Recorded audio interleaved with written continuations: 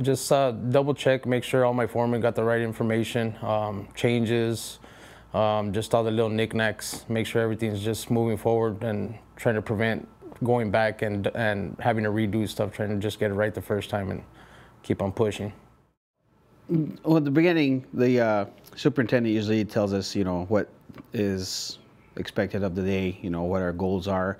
And then we go to our foremans, and then our foreman generally designates what certain areas that need to be done, what's priority and what's not priority.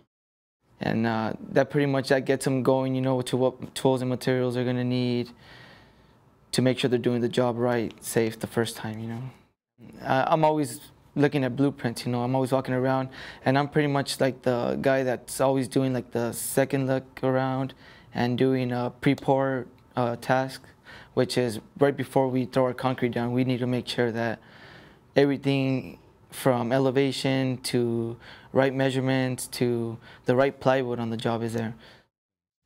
My job is to look at the whole process from initial client contact to the completion of a successful job. And so how we deal with customers, there's a process there. There's key elements to it.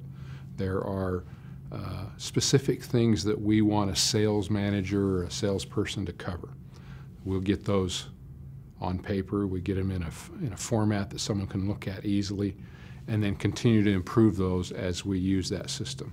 So it's not just how we build concrete buildings, it's how we deal with everybody and how we build concrete buildings.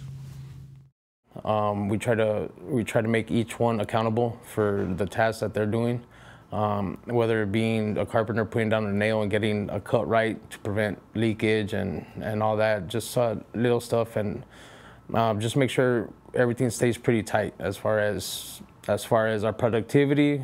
We just got to make sure that we do it right the first time and we're not going back. So I'd rather the guys take that extra minute, 2 minutes to make sure it's right than having to go back with 2 guys and having to fix everything.